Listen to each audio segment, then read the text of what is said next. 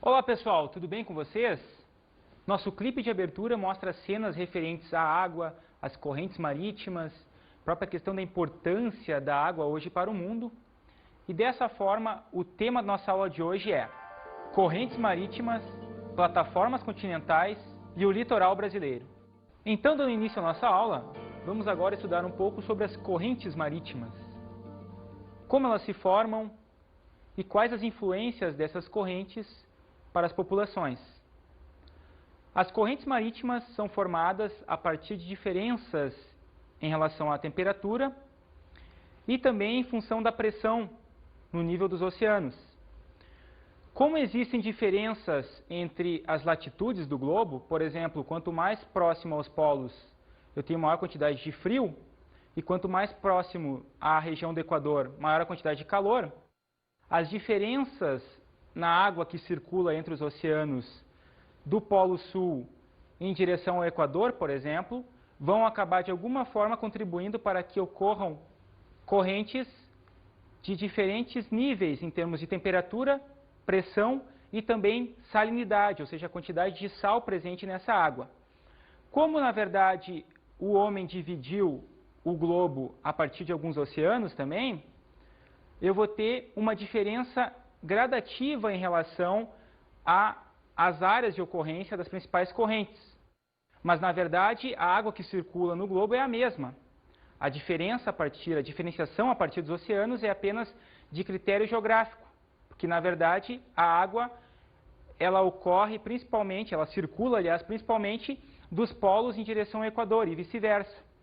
Agora, as correntes marítimas vão ter uma grande influência principalmente na questão econômica no mundo hoje.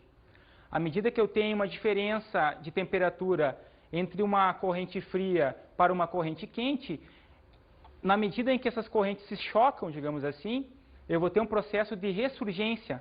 Processo esse que pode, inclusive, influenciar a questão da pesca em áreas como, por exemplo, no Peru. No litoral peruano eu vou ter uma diferença nas temperaturas das águas oceânicas, principalmente no Oceano Pacífico, e essa diferença na temperatura vai fazer com que algumas espécies de peixes mais adaptadas a um clima frio possam de alguma forma prevalecer nessa área. As correntes marítimas também influenciam na questão climática do globo. Em áreas onde a corrente é fria, eu posso ter a formação de um deserto, principalmente na associação entre a corrente marítima e o relevo. Um exemplo clássico dessa influência foi a formação do deserto de Atacama, no Chile. Deserto esse que foi originado principalmente em função da questão das correntes frias, no caso a corrente de Humboldt, que influencia na questão climática a partir da formação das chuvas na área, só que essas chuvas não chegam até as áreas continentais do Chile em função da existência da Cordilheira dos Andes. Então, como não ocorrem muitas chuvas naquela área, eu vou ter a formação na sequência de um deserto, no caso do deserto de Atacama. Mas será que a população nas ruas consegue diferenciar as correntes e saber o que são realmente as correntes? Nossa equipe foi até a rua perguntando isso. Roda aí.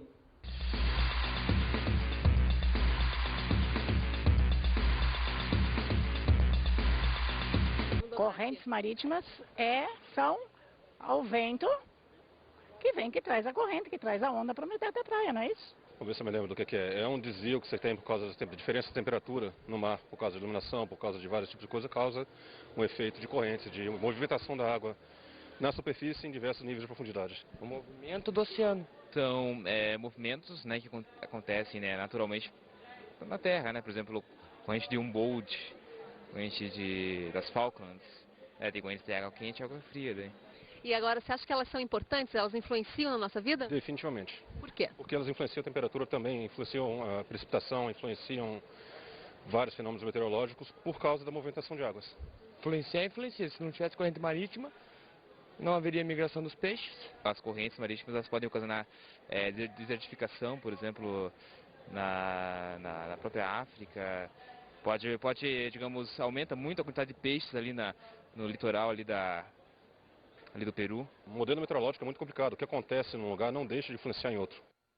Bem, vocês viram que a população possui algum conhecimento a respeito das correntes marítimas, principalmente nas suas influências em relação ao clima, em relação à questão econômica, e as correntes, na verdade, possuem formações relacionadas também às diferenças de temperatura. Dessa forma, para ilustrar a nossa aula nesse momento, nós vamos agora ver cenas do filme Procurando Nemo. Roda aí. Bem, vocês viram que o filme mostra cenas aí dos peixes, é um desenho animado, né, mostrando os peixes circulando nas correntes, a própria existência das correntes, quando aparece uma corrente, aí os peixes pegam literalmente essa corrente para adquirirem maior velocidade. E é um filme interessante para ilustrar essa questão da formação das correntes e as suas atuações em relação, inclusive, aos cardumes de peixes. Nosso próximo ponto agora é o estudo das plataformas continentais. As principais influências das plataformas, tanto em relação aos critérios de relevo, quanto em relação aos critérios econômicos decorrentes da existência dessas plataformas. Hoje, no Brasil, a plataforma continental tem uma grande importância, principalmente em termos econômicos. É justamente nessa área de plataforma que ocorre a prospecção do petróleo brasileiro. Mas as plataformas continentais representam, na verdade, uma continuidade das áreas continentais. Só que essas áreas estão, na verdade, submersas. E existem principalmente em função da questão do escoamento dos resíduos, dos sedimentos, a partir dos continentes, nas áreas mais altas, no caso os planaltos, para as áreas de planície. Então eu vou ter a formação de uma espécie de relevo continuado, onde as plataformas continentais serão, na verdade, bacias sedimentares, ou seja, depósitos de sedimentos. Mas as plataformas continentais não são as únicas estruturas decorrentes dos processos sedimentares em relação ao litoral brasileiro. Ocorre também uma feição intermediária entre a plataforma continental e a elevação ossopé, chamada talude. O talude vai formar, inclusive, alguns cânions submarinos, em função também de uma sedimentação e processos tectônicos associados à plataforma continental. Na sequência, eu vou ter um prolongamento depois do talude, chamado elevação ossopé, com um nível maior em termos de altitudes em relação já ao mar. Então são feições, na verdade, de relevo, só que um relevo submarino. Ainda em relação às plataformas continentais, é importante frisar que a utilização econômica nessas áreas aumentou gradativamente, principalmente a partir da década de 1950 no Brasil, com a criação da Petrobras. Esta empresa hoje consegue prospectar em alto mar, nas plataformas continentais, a partir das suas plataformas de extração, uma grande quantidade de petróleo. E hoje o Brasil já atinge quase níveis de autossuficiência em relação ao petróleo e seus derivados. Então é claro que a plataforma continental é muito importante em termos econômicos hoje. É justamente nessa área que o Brasil vai investir a maior parte dos seus recursos, principalmente visando buscar novas fontes, novas áreas de extração para o petróleo no Brasil. Mas a prospecção de petróleo na plataforma continental brasileira vai acarretar também alguns impactos ambientais para esta área. O vazamento de óleo dos navios cargueiros, de alguma forma, contribui para a redução de espécies marinhas. Então, obviamente que o governo, a partir da empresa estatal, no caso Petrobras, tem que ter uma preocupação maior também com a questão ambiental, buscando, obviamente, diminuir os impactos da atividade petrolífera no território brasileiro. Vamos falar agora sobre a estrutura do litoral brasileiro.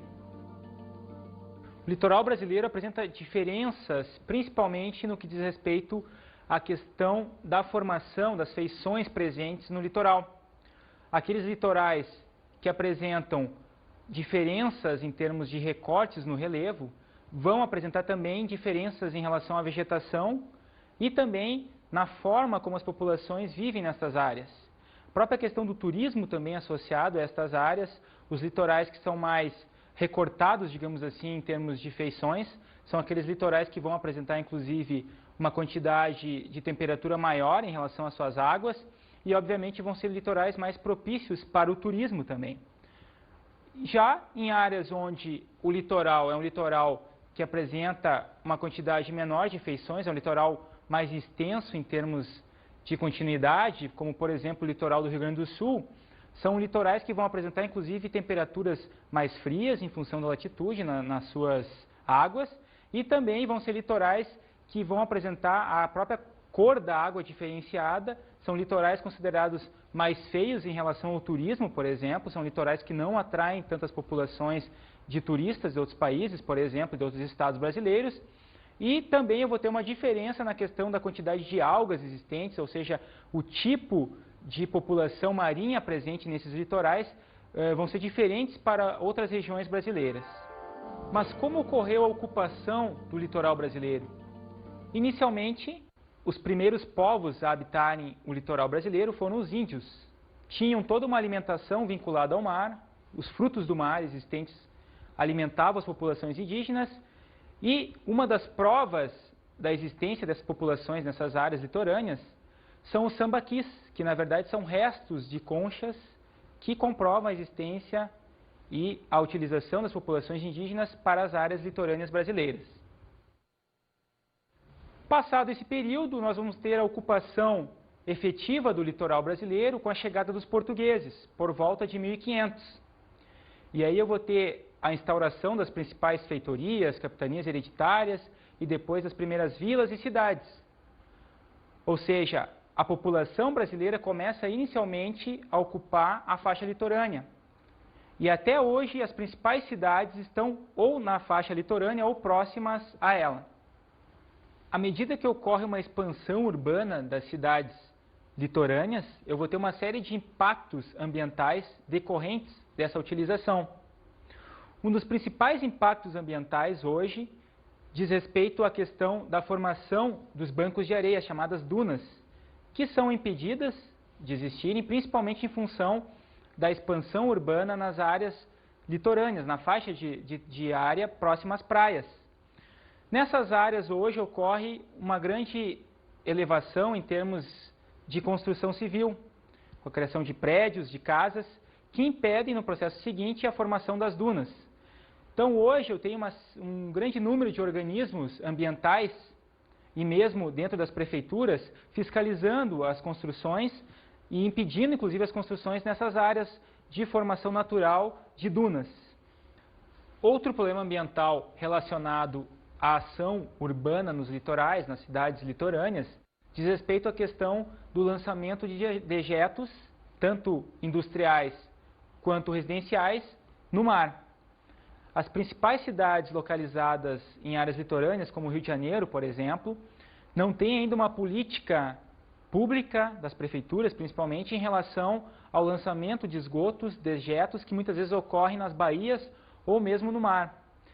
Então, é preciso que ocorra realmente uma preocupação ambiental maior com essas áreas, porque justamente a contaminação da água do mar nessas áreas acaba de alguma forma afetando inclusive populações ribeirinhas. Aqueles pescadores, os caiçaras, por exemplo, no litoral paulista e carioca, que necessitam da pesca, só que cada vez mais a pesca nessas áreas é prejudicada em função da poluição existente nessas áreas. Mas mesmo que ocorram índices altos de poluição nessas áreas próximas às principais cidades brasileiras, cidades litorâneas no caso, ainda assim eu vou ter uma pesca, no caso, muito mais efetiva em relação ao litoral brasileiro. Alguns estados, como Santa Catarina, se especializaram na pesca de lagostas e outros frutos do mar, principalmente em função dos preços praticados nesses tipos de peixes e crustáceos. São preços realmente altos em relação aos principais restaurantes, os principais mercados do Brasil, e obviamente que a pesca vai ser uma pesca profissional, aquela pesca que ocorre inclusive em alto mar. Só que para as populações ribeirinhas, aquelas populações, os grupos de pescadores, como os caiçaras, por exemplo, ela não é uma pesca profissional, digamos assim, industrial. Ela é uma pesca artesanal que utiliza equipamentos rudimentares, barcos rudimentares, e o que está ocorrendo muito nos últimos anos no litoral brasileiro é que essa população de pescadores ela não tem os equipamentos necessários para a pesca em alto mar, inclusive, e basta ocorrer uma espécie de temporal em alto mar para que essas populações sofram os riscos da pesca que hoje é cada vez mais uma atividade rentável para as famílias precisam dessa atividade e os riscos, na verdade, não são calculados pelas populações em função da necessidade de uma ocupação, de uma subsistência. Outro fator importante em relação ao litoral brasileiro diz respeito à questão do turismo. Turismo esse que vem crescendo gradativamente, principalmente em função daqueles navios transatlânticos que chegam até a costa brasileira, trazendo turistas europeus, norte-americanos, japoneses, incentivando o turismo regional, principalmente no Nordeste brasileiro, mas os impactos decorrentes dessas ações também não são calculados. Só que em termos econômicos, a participação do turista ela acaba alavancando o comércio e a economia das principais cidades, cidades como Salvador, Fortaleza, Recife, Natal, são cidades que recebem grandes quantidades de turistas que injetam muitos capitais, muitos dólares e euros dentro das economias locais, com o turismo, visitando os prédios históricos, os museus, né? Visitando todas as atividades turísticas dessas grandes cidades litorâneas, principalmente em relação ao litoral nordestino. O turismo também vai trazer um certo impacto em relação ao uso do espaço, principalmente no que diz respeito ao surgimento de um novo conceito, no caso de privatização do espaço, na questão das praias, ou seja, algumas praias do litoral nordestino hoje possuem o seu uso vinculado a algumas redes hoteleiras. E nessas áreas, a população que não está hospedada não pode frequentar. Então, obviamente que a partir desses investimentos, até a questão do uso do espaço e a forma como ele é destinado, está sendo modificada em função das atividades ligadas ao turismo, sobretudo na região nordeste do país. Outro impacto decorrente da questão do turismo, principalmente em relação à região nordeste, diz respeito à questão das trocas culturais e das mudanças culturais impregnadas na população, principalmente em função de um turismo voltado para o público estrangeiro. O que ocorre? As populações ribeirinhas, principalmente do litoral nordestino, vão de alguma forma mudar os seus hábitos, as suas formas de sobrevivência atreladas à pesca, por exemplo, em função de trabalhos que remuneram melhor, de uma forma melhor, principalmente em função da questão do turismo voltado para o estrangeiro. Então, aquelas populações que até então praticavam atividades artesanais, coleta e pesca, vão acabar criando toda uma atividade vinculada ao turismo, na questão dos guias, na questão também dos acessos aos comércios mais vinculados ao turismo, e vão de alguma forma alterar também os seus hábitos de vida. A prospecção de hidrocarbonetos é um outro fator importante para a economia vinculada à região litorânea. Nestas áreas, principalmente na Bacia de Campos, no litoral do Rio de Janeiro e também no litoral baiano, a prospecção a partir da descoberta da Petrobras de poços de petróleo, de alguma forma fortalecer inclusive a economia dessas regiões.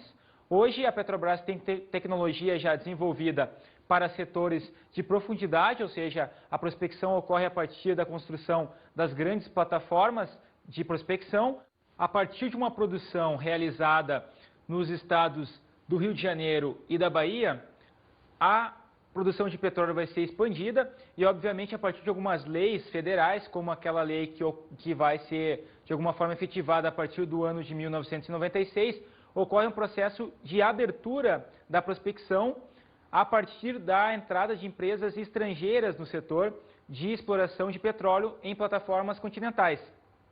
Então, algumas empresas dentro daquele grupo das 7 irmãs, como por exemplo a Shell e a Esso, vão começar a prospectar, sobretudo na Bacia de Campos, no estado do Rio de Janeiro.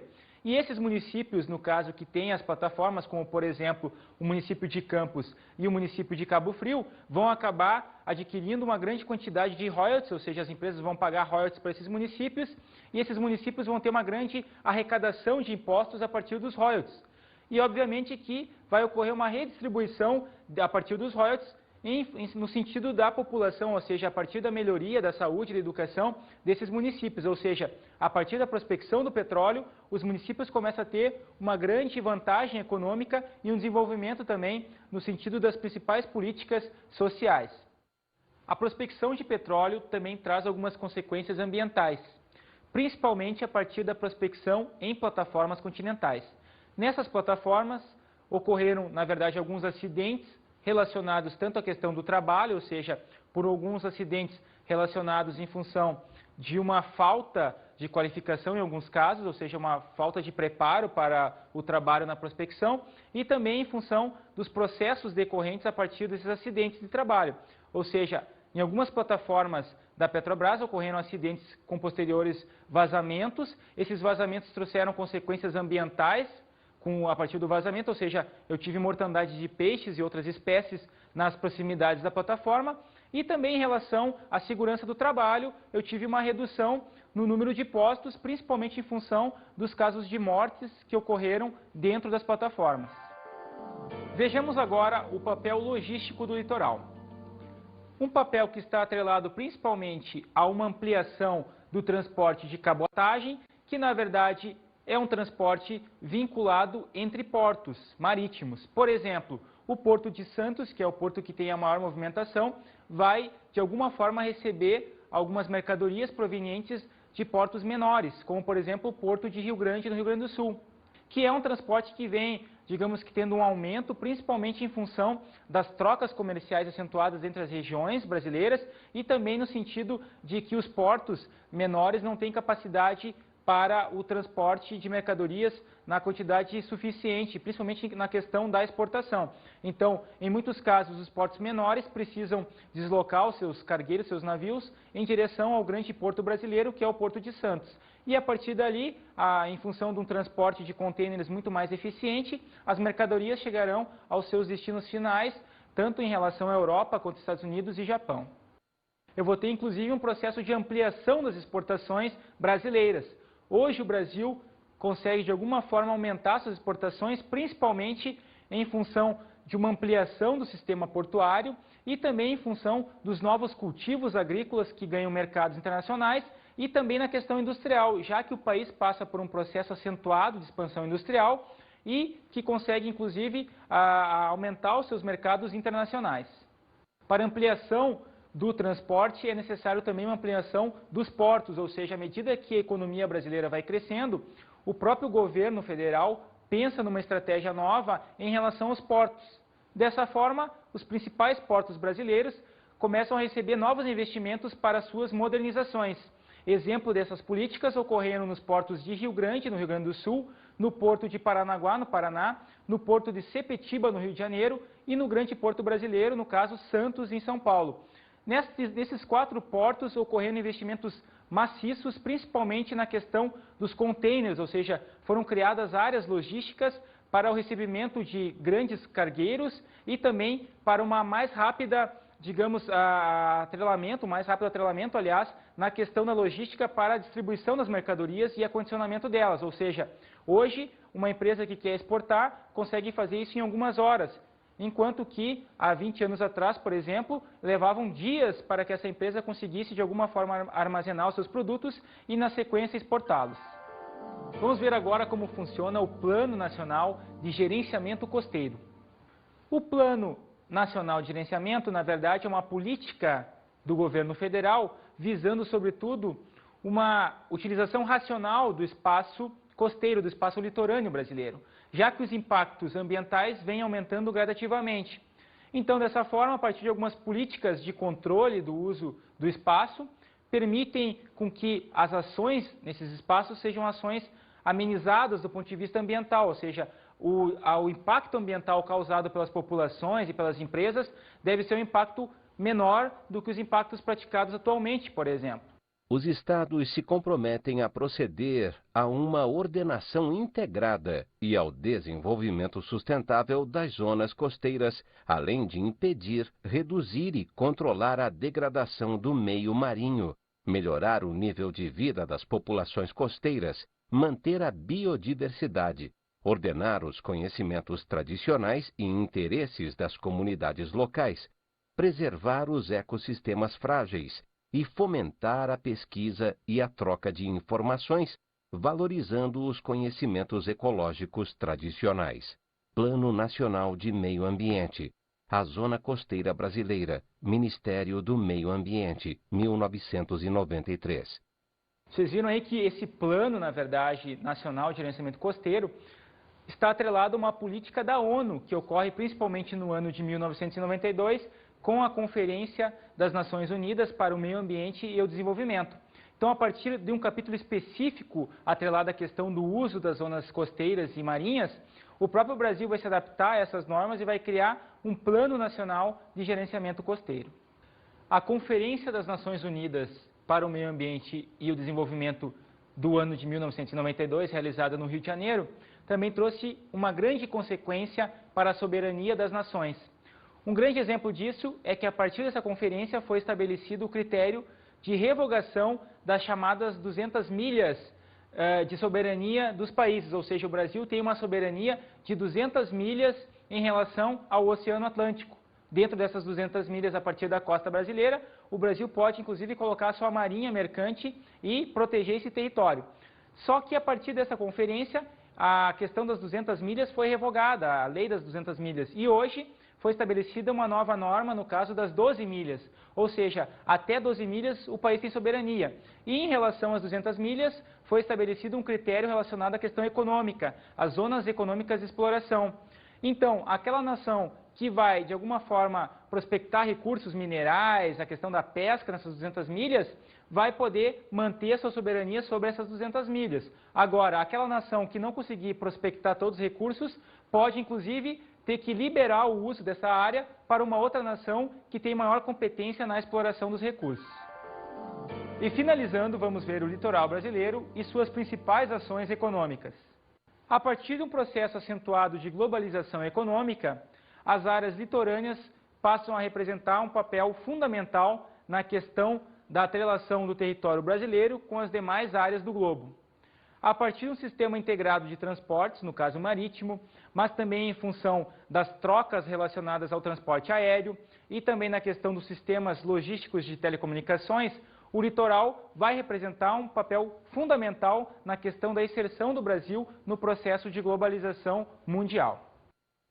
Ao mesmo tempo, o processo de globalização também vai acentuar os capitais investidos nas áreas litorâneas, principalmente no litoral nordestino, que é uma área extremamente benéfica para a atração de novos investimentos, tanto da rede hoteleira quanto das grandes empresas, grandes indústrias do setor alimentício, que vão buscar se instalar nessas áreas em função de uma demanda associada ao turismo, mas também por um público consumidor local nas principais capitais da região.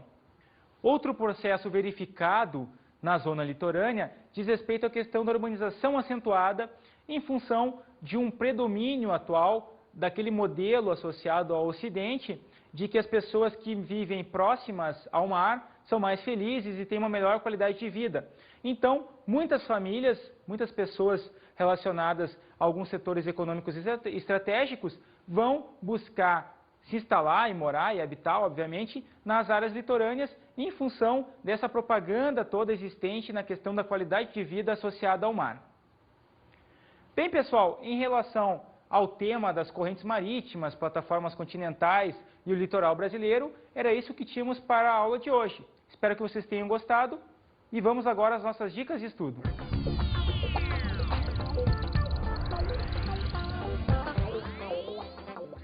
Bem, pessoal, a minha dica de estudo para vocês hoje é o livro Contribuições para a Gestão da Zona Costeira do Brasil, de autoria de Antônio Robert de Moraes, da editora EDUSP. Este livro vai trazer as principais contribuições na questão do gerenciamento da zona costeira brasileira, com as principais leis a partir do Ministério do Meio Ambiente. É um livro importante para mostrar quais são as principais políticas do governo federal em relação a esta área de fundamental importância econômica que é a zona litorânea. Espero que vocês tenham gostado da nossa aula de hoje, bons estudos e até a próxima!